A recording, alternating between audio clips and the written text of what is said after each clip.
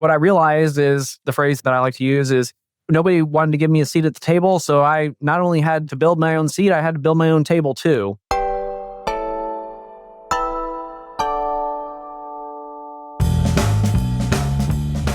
Hello and welcome to this episode of Confessions of a B2B Entrepreneur. My name is Tom, your host, and today we have Nick McLean, who is one of the partners of Four Pillars Investors, which is a PE firm that buys companies between $20 and $100 million in revenue.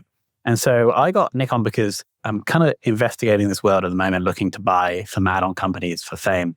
And so I got super interested in how you analyze companies, how you find companies, what you do during the handover period, and then what you do to improve them.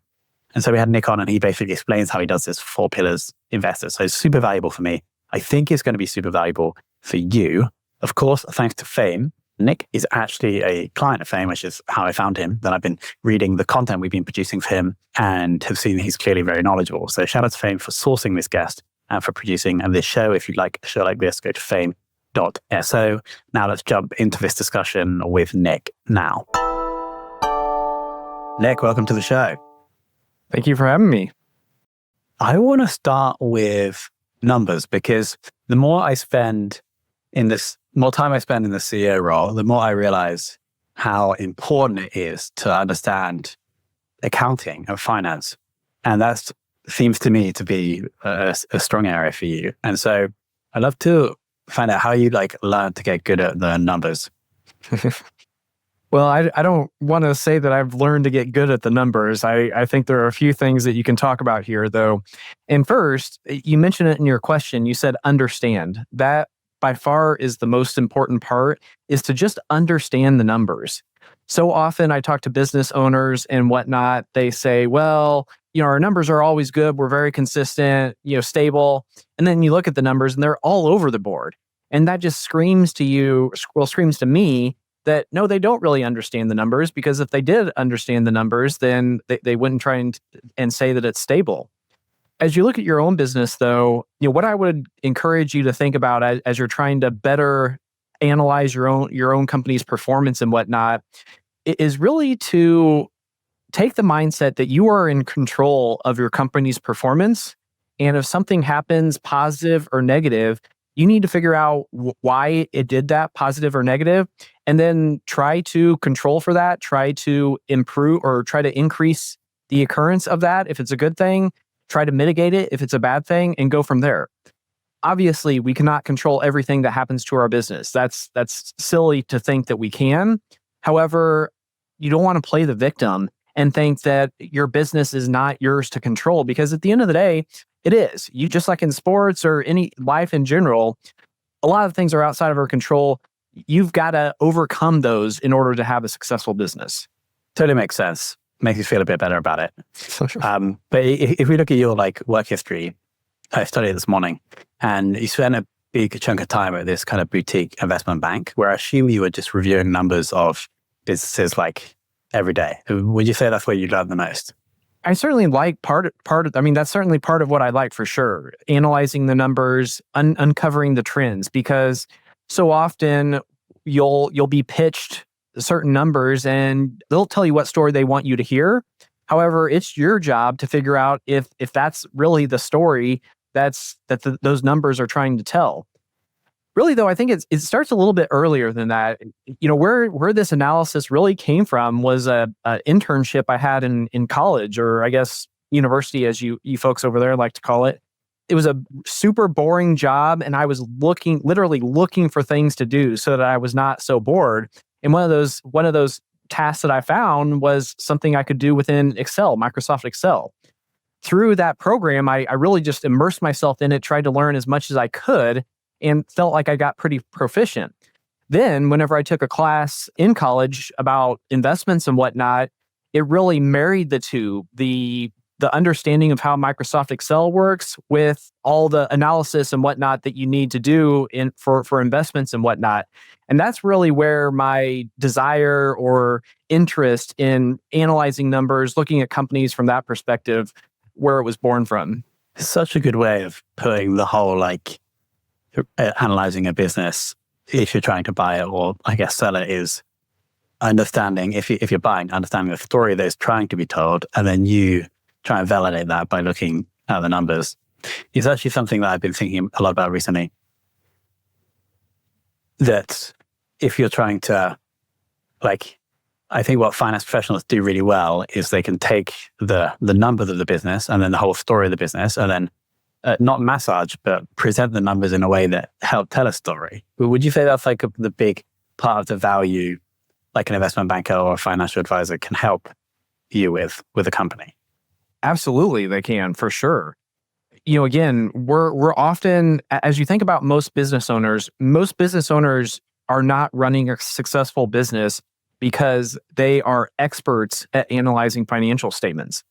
Don't get me wrong, that's an important skill to have. It's certainly critical for someone in your organization to have. But if you look at the success story of most entrepreneurs, I can't say that most of their success is because they're able to open up Excel and slice and dice a financial model 6 ways to Sunday. They had a vision for their company. They saw a hole in the marketplace in terms of a product or a service that wasn't out there that people needed. And they found a way to create that in a way that people were raising their hands in order to give their company money. That's a lot different skill set than pulling all the information out of your accounting software and putting it into Excel and geeking out over the numbers and whatnot. So, one thing that I talk a lot about, sometimes with various folks, is how the skill set of a CEO changes over time. In the beginning, it has to be a big part about business development, about refining your product and service. Over time, though, it skews more towards having a better understanding of finance and accounting and whatnot. Going back to your question, though, a lot of times businesses sell before the owner has to make that transition. And I don't think there's anything wrong with that. I think that's perfectly natural. And that's why a good investment banker or a good financial advisor, even just a good accountant, can be critical in that process to help you better understand how to tell your amazing story through the financial statements.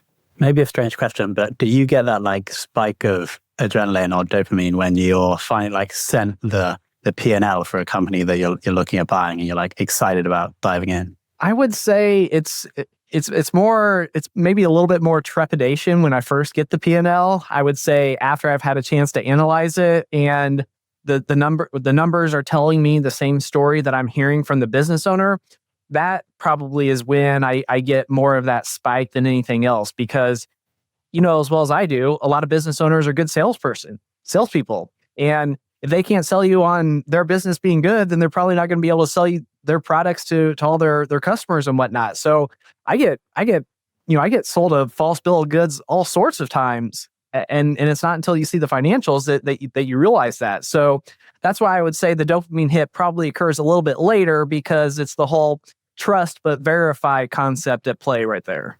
Trepidation. Yeah, that's a good way. Maybe I'll get to that point. Right now, I'm still excited. Let's dig into 4 Pillars Investors then. I want to understand like what the thesis is actually, and then we'll dig into more like your role and the current portfolio. Well, you might be aware of my background just through the work that we've done together, but I tried to get into private equity and I was never successful. I tried really hard and did everything that I thought you had to do, and you know what? Those doors never open. So what I realized is, the phrase that I like to use is, nobody wanted to give me a seat at the table. So I not only had to build my own seat, I had to build my own table too. And what I realized is that if traditional private equity doesn't want somebody like me who's perhaps, non-traditional or unconventional, then I would be a little bit foolish to try and build a private equity firm that mimics all those other firms that didn't want me in the first place. And so as I thought about how to set up the organization, how we would be different, what I realized is that I'm an entrepreneur at heart and I like working with other entrepreneurs. And it sure seems like if you're selling your business, that you would prefer to work with somebody else that has been in the same trenches that you have, or at least similar trenches, as opposed to somebody that's, not trying to be disrespectful or condescending or whatever to those other folks, but to folks that all they've done is really analyze companies from the ivory tower, from the financial model, as opposed to figuring out how you're going to make payroll whenever cash is tight, figuring out what you're going to do whenever a customer calls you up and says, "Hey, Nick, we're really thinking about moving our business from your firm to another firm." You can't get the experience of dealing with those types of issues whenever you're only at the board level, only interacting with the company president or whatever weekly or bi-monthly. You got to be in the trenches. And I feel like that's a real big distinguishing factor as to how we view acquisitions differently than conventional private equity firms. Makes total sense. And so I understand that the range of revenue that you guys, I think it's 5 to 20 million, or the 5 to 100. No, I mean, I would say the revenue probably starts at about 20 million, and we'll go a little bit smaller, but we're probably not the ideal buyer for companies of much less than, I would say, 10 million. 10 to 20 million is a little on the small side, but 20 million and up is really where we feel like we can be most successfon. And where do we get the cash to buy these companies? That's a good question. So we're actually what's called an independent sponsor. So we raise capital on a deal by deal basis, as opposed to having a pool of committed capital. Where the capital comes from on each deal, it comes from a variety of, or it could come from a variety of sources. High net worth individuals, it could come from family offices. But actually, there are some private equity firms out there that only work with independent sponsors like Four Pillars. So they realize that there are people out there doing it a little bit differently. They like that approach, and they seek us out to try and work with us because they like our approach. And how are we sourcing the deals? Oh, good question. This is one question that, well, let me step back. A lot of times people will say, how'd you start your business? How'd you do this? How'd you do that? And they're really asking because of pure curiosity. It's just interesting to them. When you ask about sourcing deals, yes, there's a little bit of curiosity or whatever at play, but really the question is coming from they want to know, because nobody has a perfect answer to this. Nobody has it figured out. It's part art, it's part science, and my firm belief is that you have to do it yourself for a while and figure out what is working for you. And I think you double down on what is working for me. I mean, I feel like we've tried a little bit of everything out there. We've done physical mailers, we've done cold calling, email campaigns, conferences, trade shows. That being said, I have to plug you guys at least a little bit right now. Doing a social campaign as well as a newsletter with your firm, and I really feel like that's going well. We're in the early days. There's a lot more work to be done. But I think the aspect of getting out there and really personalizing private equity, as opposed to the demonization that sometimes the media tries to portray private equity as, I think that this is the type of thing that could be successful. Again, we're probably preaching to the choir each other here, because we have the client relationship, but it's definitely one way that I feel like we can do things differently. Yeah, we're going to get off the personal branding stuff, or the kind of the content and personal stuff a bit later. I was also researching before the companies that you guys have bought in the past. What I was seeing, and maybe I was looking in the wrong places, but like a more industrial style companies, like businesses that make real things. Is that like, do you just focus on those kind of things, or have they just been good deals for you? A little bit of both. My background was in industrial engineering. Industrial engineering is about making processes more efficient, largely in a manufacturing setting. Whenever we would talk to business owners, it was usually easiest for us to develop a better relationship with other manufacturing business owners because they respected my background and experience and whatnot. Also, being in the middle of the United States, you really can't walk too far without running into a manufacturing business.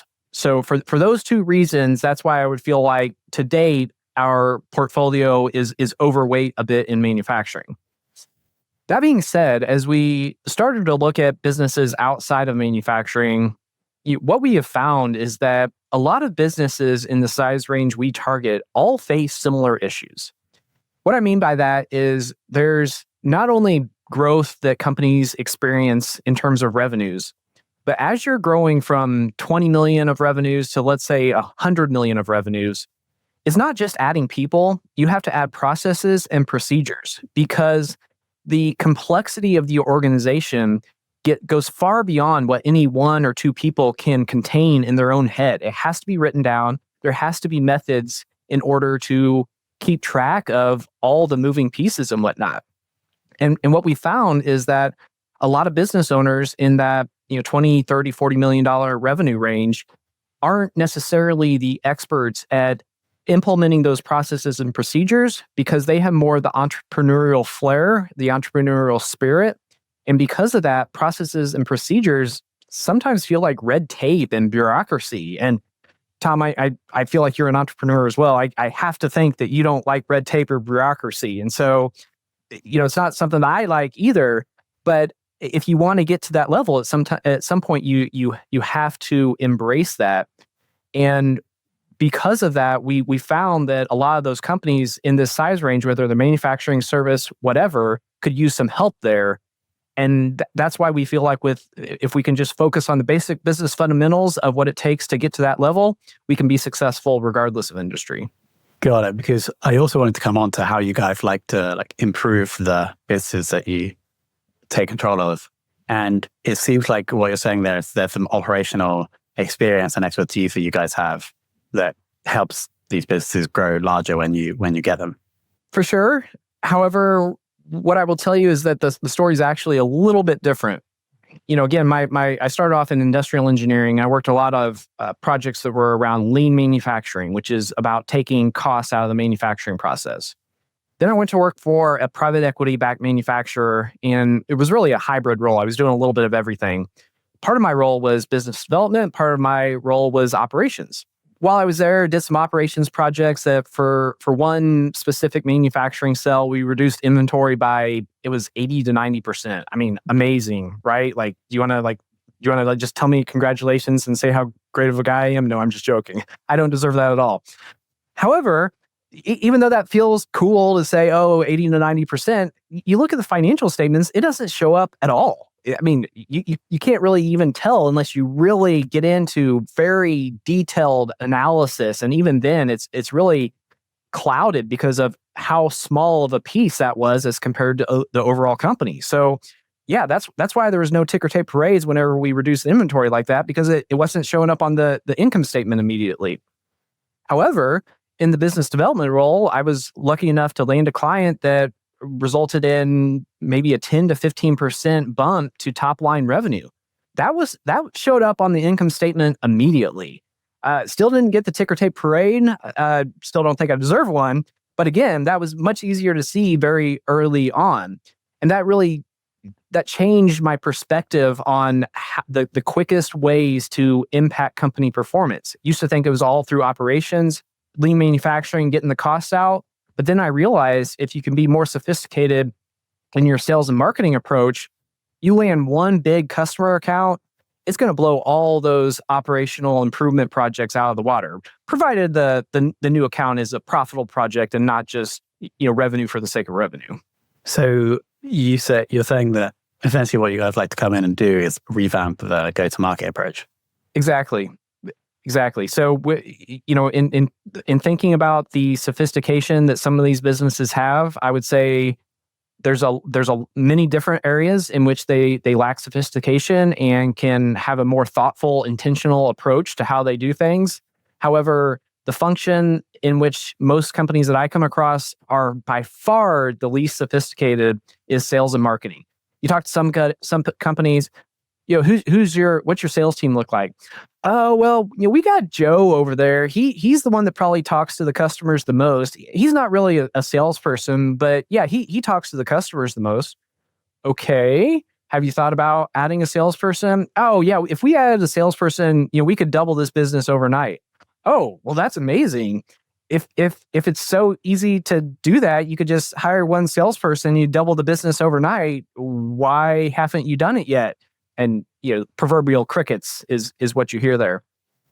So not trying to imply that implementing a new sales and marketing strategy is easy. Certainly it's not. There's going to be a lot of false starts, a lot of decisions that you wish you would have made differently. However, starting with a formal strategic planning process that we like to do with all our portfolio companies, we at least have the team thinking about the issue the same way. We have the team align on goals and objectives, and we go after those goals and objectives. Hopefully we're successful, but at the very least, we're all rowing in the right direction and we're all trying to achieve the same goal.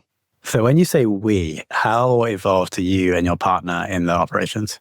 Well, it depends on the deal. I will tell you that the first pillar in our name is relationships as a cornerstone for success. As it relates to partnerships, I don't feel like I am building a good relationship if I say to you, Tom, you know what, Tom, I'm going to be in your office every Friday at 9 a.m. We're going to go over everything, whether you like it or not. That's not really how I feel like you build a successful or an effective relationship. It's really getting to know the other people on the team and mutually talking about and deciding how we should be involved in what areas, what the cadence is for meetings and whatnot. Because I am definitely one that hates micromanagement, and that would be the last thing that I would ever want to do to any of our portfolio companies. However, a lot of the people that we tend to work best with are of the mindset that, hey, let's get smart people in the room. It's never bad to have more people in the room tossing around ideas and whatnot. Don't want too many cooks in the kitchen, so to speak. So we need to have clear areas of responsibility, assigned objectives and whatnot. But again, as long as we all understand our role and we're all working together, then collaboration from my perspective is usually a good thing. Do you have any tips for that first, like, 1 to 3 months of when you take control of a company? Well, what I will tell you is that first month, we would typically try to rock the boat as little as possible. We've heard stories where people come in and do something as silly as paint the lobby so that they know somebody that a new sheriff is in town. How ludicrous does that sound? I mean, I think that's about one of the craziest things I've ever heard, but I guess people have done it. So what I would say is during specifically the first few weeks, maybe the first month, we're just trying to make sure people feel like it's business as usual. As you get to months 2 and 3, that's where we are definitely behind the scenes, but absorbing as much as we can.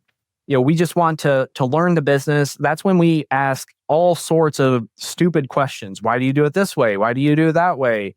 Have you ever thought about this? Have you ever thought about that? Again, stupid questions that the folks on the team probably get maybe a little bit annoyed with just because they seem so far out in left field.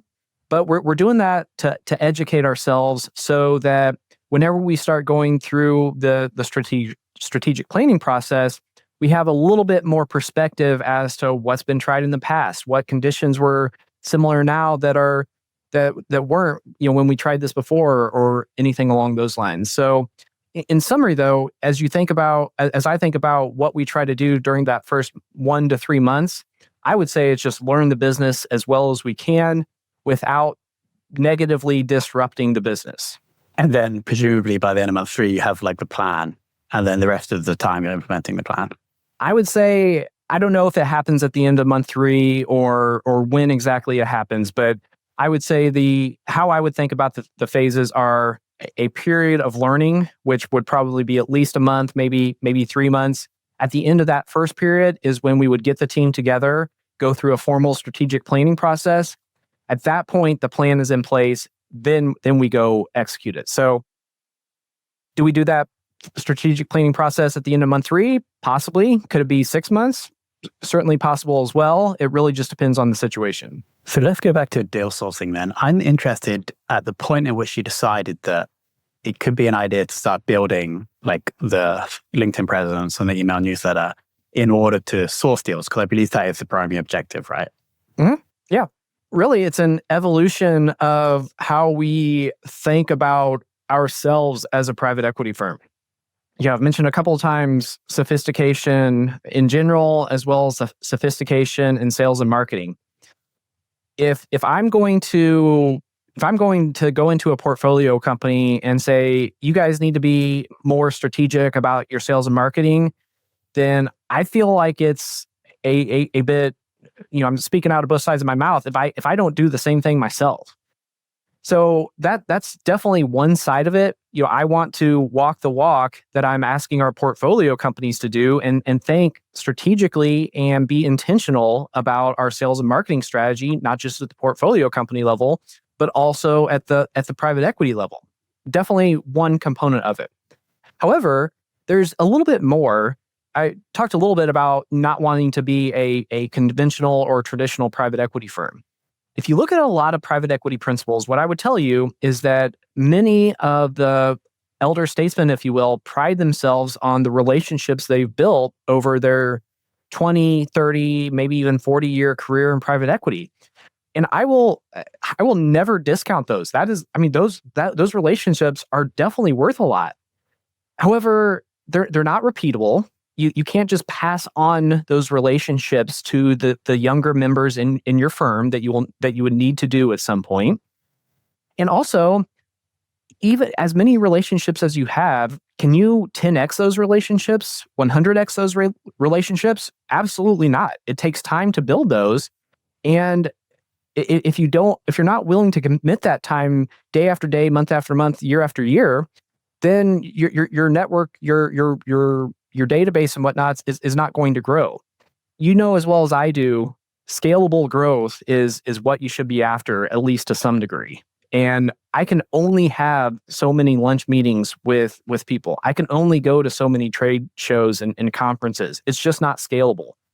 I wanted to figure out a way so that I could get my personality, let people get to know me, but also just make people aware of I'm out there. 4 Pillars is out there, and needed a better way to do that. And that's why I thought the personal branding via the social channels as well as the newsletter would be effective to do that. Makes sense. Essentially, what we're doing is finding people that in the future may want to sell their business, and in the meantime, getting them to know, like, and trust you. So when they do come to that stage, they would be more likely to come to you guys. That's like the theory, right? Absolutely. I put a little bit differently. I think a lot of times marketing efforts as it relates to business owners is very challenging because traditional methods would rely on you getting in front of that person at just the right time. We're trying to find a way to where we don't have to hit that narrow window. We already have the relationship in place so that we're top of mind whenever it gets to the point where they're wanting to have a discussion about potentially selling their business. Makes total sense. Just if we have any people listening, it was 20 to 100 million, right? Do they have to be US based? Do they have to have like this in-person presence, or could they be online businesses? Let's just give a shout out to the audience. For sure. Certainly doesn't have to be in-person businesses. I would say that the bar would be a little bit higher for non-US based businesses, just because I'll just be candid. I'm just much more familiar with the ins and outs of running a business in the US than I am overseas or whatnot.